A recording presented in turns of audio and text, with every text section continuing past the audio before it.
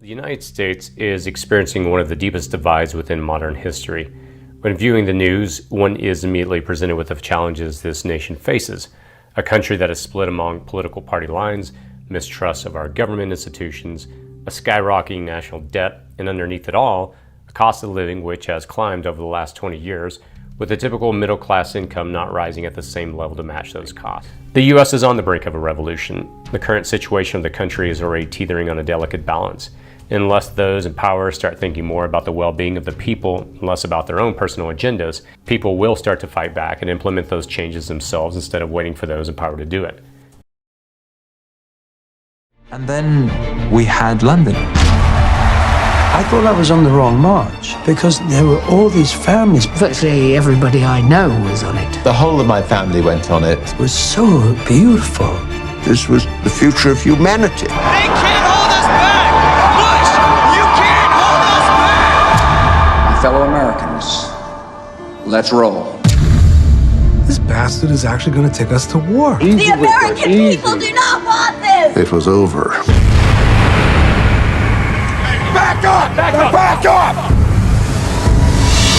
War criminal! War criminal! Arrest this man! These were lies. They can take their medals back. If you keep coming back, at some point you will make the change. Every statement I make today is backed up by sources, solid sources. These are not assertions. What we're giving you are facts and conclusions based on solid intelligence. When is the last time you heard CNN say the Pentagon is lying? You know, we don't have state media in the United States, but if we had it, how would it be any different? When the media acts as a conveyor belt for the lies, why it matters is because lies take lives. I find in our own government documents nothing but lies.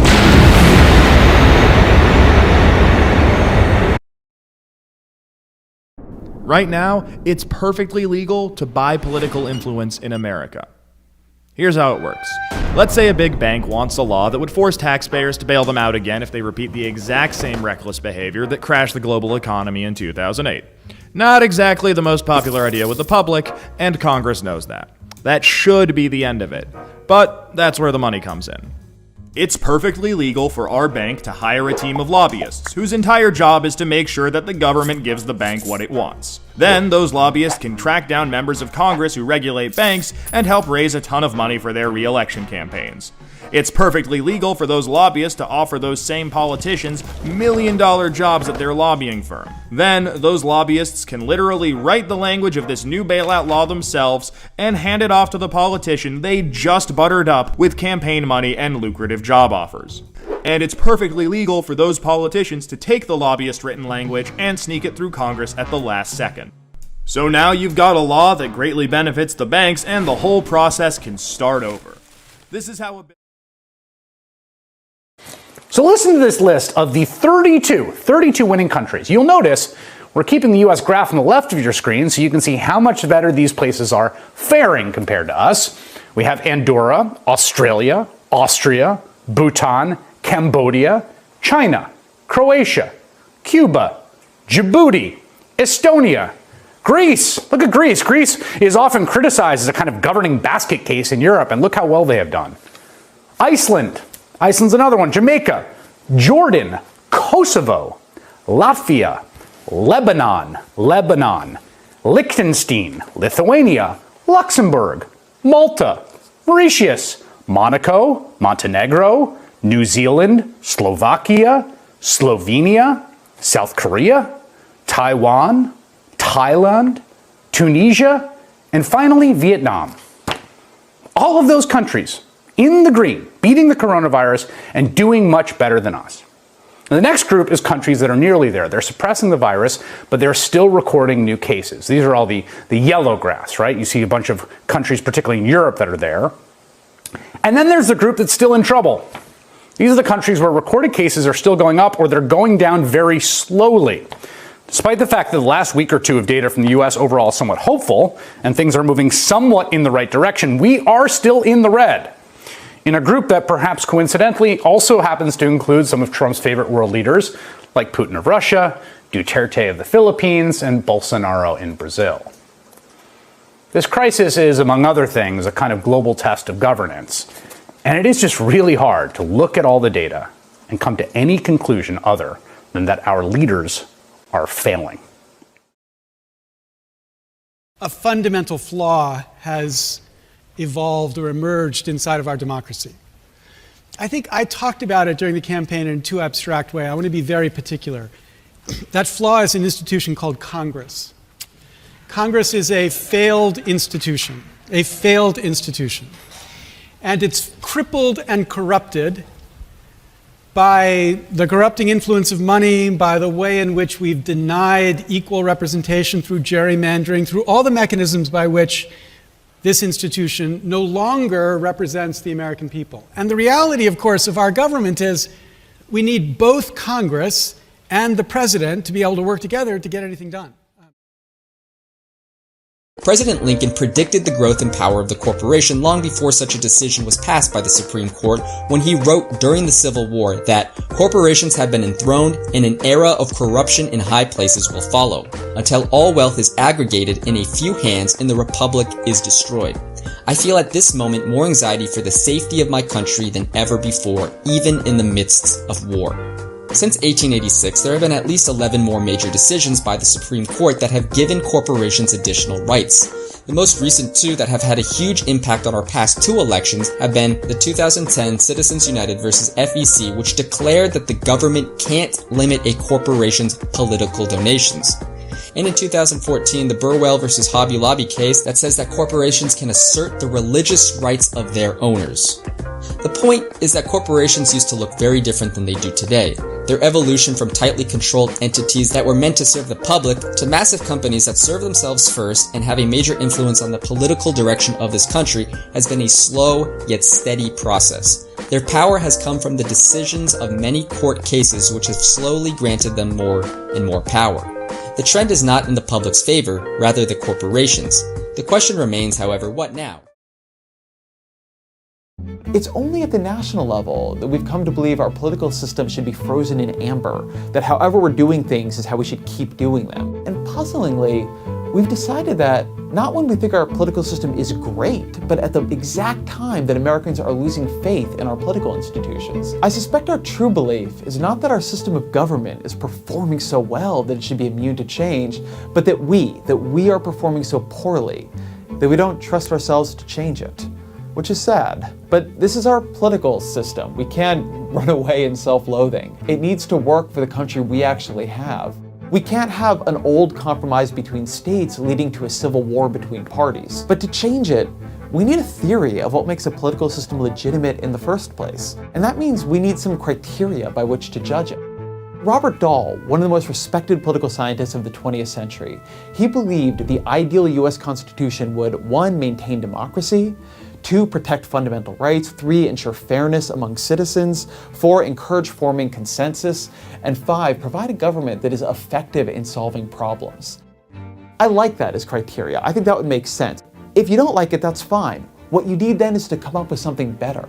The one thing we can't do is just stay still. America's in an unstable equilibrium. Its current political system is producing outcomes that feel illegitimate to the left.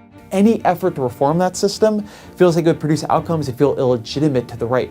We need something deeper than that. We need something that would feel legitimate to both sides and would actually work. We can't stay right where we are. So that means the answer is simple. We must move. Leader. By June of 1775, when Congress appointed George Washington to command the nation's army, he had already become a moral rallying post, as his biographer Douglas Southall Freeman described him. He was the embodiment of the purpose, the patience, and the determination necessary for the triumph of the revolutionary cause. Washington won the war and then led the fledgling nation by directness, by deference, and by manifest dedication to duty. A president's most fundamental legal and moral responsibility is to uphold and protect our system of government. Donald Trump has degraded that system.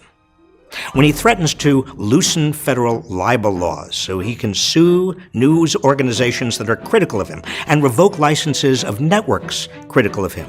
We can sue them and win lots of money.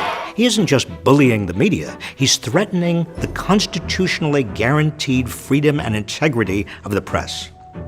When he equated neo-Nazis and Ku Klux Klan members with counter-demonstrators in Charlottesville, Virginia, by blaming both sides for the violence, he wasn't being neutral. He was condoning white supremacists, thereby undermining the Constitution's guarantee of equal rights. When he pardoned Joe Arpaio, the former sheriff of Maricopa County, Arizona, for a criminal contempt conviction, he wasn't just signaling it's okay for the police to engage in violations of civil rights. He was also subverting the rule of law by impairing the judiciary's power to force public officials to abide by court decisions. When he criticized NFL players for kneeling during the national anthem, That's a total disrespect of everything that we stand for. he wasn't just demanding they demonstrate their patriotism. He was disrespecting their, and indirectly everyone's, freedom of speech. When he berates the intelligence agencies and the Federal Bureau of Investigation, he isn't just questioning their competence. Well, it's a shame what's happened with the FBI. He's suggesting they're engaged in a giant conspiracy to remove him from office, potentially inviting his most ardent supporters to engage in a new civil war. When he boasts that he made up information in a meeting with the Prime Minister of Canada, he isn't just undermining his own credibility, he's undermining the credibility of the United States in the eyes of the world. Donald Trump is degrading the core institutions and values of our democracy. Statistics from the 2018 Global Wealth Report by Credit Suisse indicate that 1% of the world's wealthiest own 45% of the world's wealth. The people in the 1% have estimated assets of more than $1 million. Adults whose wealth is cumulative to less than $10,000 hold only 2% of the world's wealth. These individuals make up 64% of the Earth's population. Yes, a whole 64%. Individuals worth $30 million and above are referred to as the ultra-high net worth individuals, which makes sense because $30 million is a lot of money. These individuals combined own a chunk of the world's wealth at 11.3%. In terms of population, however, they are sorely lacking in numbers at only 0.003%. Jeff Bezos, Bill Gates, Warren Buffett, Amancio Ortega, Mark Zuckerberg, Bernard Arnault, Carlos Slim, Larry Ellison, and Larry Page are the 9 richest men in the world. Their combined wealth, according to Forbes in January 2018, was $687.6 billion.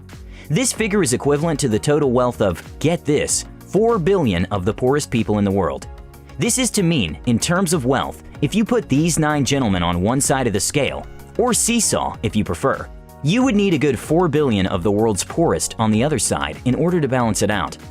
These figures represent the staggering wealth inequality between the rich and the poor in the world at large. But what is more worrying is that these numbers keep growing each year. The House of Commons in the UK estimated that by 2030, 1% of the wealthiest people in the world will own 2/3 of the world's wealth. America makes quite a significant portion of the world's richest, and it is therefore no surprise that the wealth inequality here would be just as alarming. In 1982, the richest man on the Forbes 400 richest in America was worth a paltry $2 billion.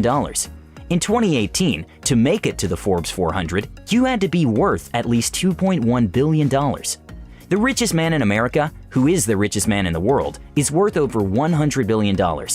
Say hello to Jeff Bezos, the Amazon co-founder. Now, let us move to households. In the first quarter of 2017, the total net worth of U.S. households together with nonprofit organizations was $94.7 trillion. The assumption would be that when divided among the total number of households, each would get an equal share, which translates to about $760,000. However, 50% of the total number of households during this quarter was worth only $11,000. Similarly, 1% of this country's richest hold 40% of the total wealth. On the other hand, 7% of the country's wealth is held by almost 80% of the population. You can clearly identify the trend in these figures. The rich are extremely rich, and the poor extremely so as well. And it is a vicious circle that keeps spinning. This widening gap could not have been as disturbing if we had more people on the rich side. Instead, you will identify that most people hold less than 10% of the world's wealth.